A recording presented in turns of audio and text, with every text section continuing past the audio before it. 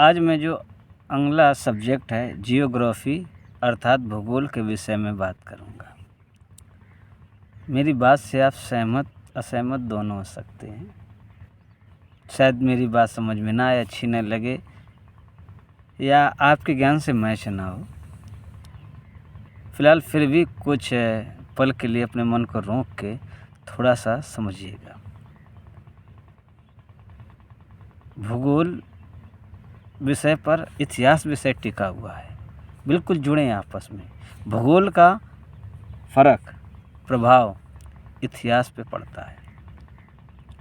अब भूगोल विषय का अध्ययन आसपास जो आप देख रहे हैं, इसी पर अध्ययन जब किया जाता है तो भूगोल हो जाता है। और आपने भूगोल में पढ़ा होगा या आसपास आप घूमे होंगे तो ये देखा होगा कि हर जगह एक जैसा नहीं होता है।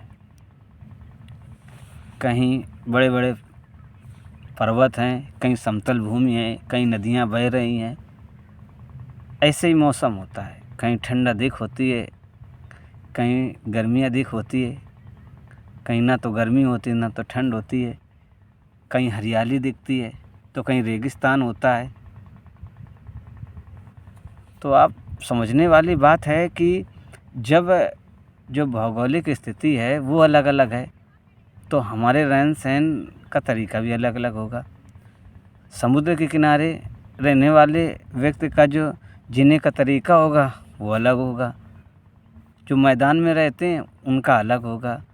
जहाँ पेड़ पौधे हैं, सब्जियां उगती हैं, हर तरीके के सुख सुविधाएं जीवन यापन के लिए मिलती हैं तो उनका कल्चर यानी अलग हो जाता है। लेकिन हम भ्रम में रहते हैं, लगभग सभी रहते हैं कि जो वो तरीके से जीते हैं वो सबसे अच्छा होता है। पर क्या ऐसा होता है? नहीं, ऐसा तो नहीं होता है।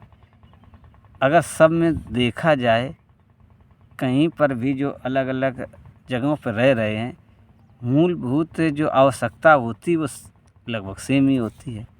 वही शुद्ध हवा, पानी, भोजन, सुरक्षा। आपने भूगोल पढ़ा होगा तो अब रेगिस्तान में रहने वाला व्यक्ति अलग तरीके से जिएगा, उसका पहनावा अलग होगा।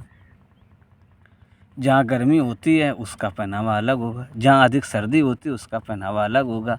सर्दियों में सर्दी से बचने के लिए ऊनी गर्म कपड़े पहन जाते हैं। क्या जहाँ गर्मी होती है तो क्या वो वहाँ से वैसे ही पहन देगा गर्म कपड़े? नहीं पहनेगा। सोचिएगा, आगे चर्चा बाद में करेंगे क्योंकि 3 मिनट में सब हम बता नहीं सकते हैं। ठीक है।